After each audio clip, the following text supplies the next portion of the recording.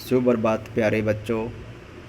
हम आज आपकी पाठ्य पुस्तक वसंत भाग 2 के अंतर्गत आने वाले अध्याय कठपुतली का अध्ययन करेंगे।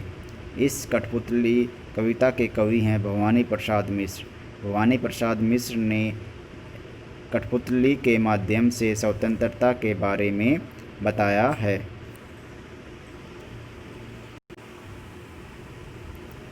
कठपुतली गुस्से से उबली, बोली, ये धागे क्यों हैं मेरे पीछे आगे, इन्हें तोड़ दो, मुझे मेरे पाँवों पर छोड़ दो। शब्दार्थ: कठपुतली काठ से बनी हुई गुड़िया जो धागे से बंधी हुई है।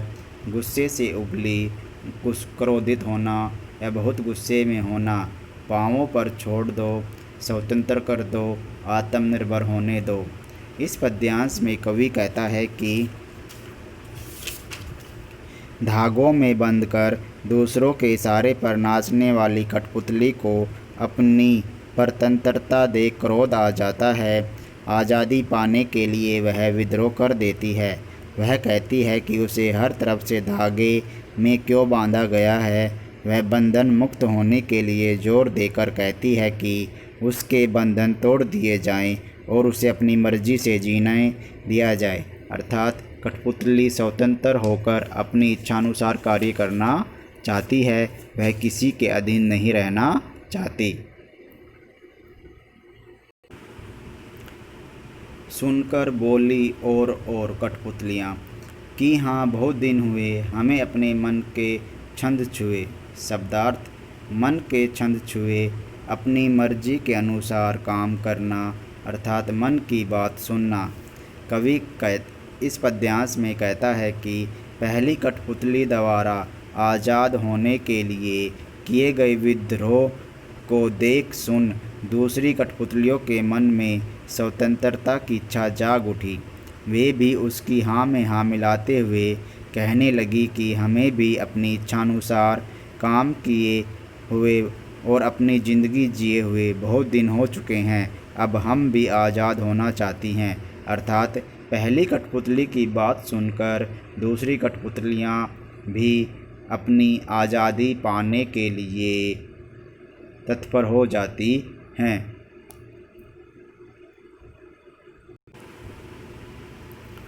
मगर पहली कठपुतली सोचने लगी, ये कैसी इच्छा मेरे मन में जगी। इस पद्यांश में कवि कहता है कि जब सब कठपुतलियों की स्वतंत्रता की जिम्मेदारी पहली कठपुतली महसूस करती है, अर्थात वह सोचने लगती है कि अन्य कठपुतलियों की स्वतंत्रता की जिम्मेदारी भी उसी पर है, तो तब वह सोचती है कि उसे अब सोच समझ कर ही कार्य करना चाहिए, क्योंकि अगर वह आज़ाद नहीं हुई तो वह अन्य कठपुतलियों को कैसे आज़ाद कराएगी। इसलिए वह कहती है कि मेरे मन में स्वयं आज़ाद होने की यह इच्छा कैसे जगी।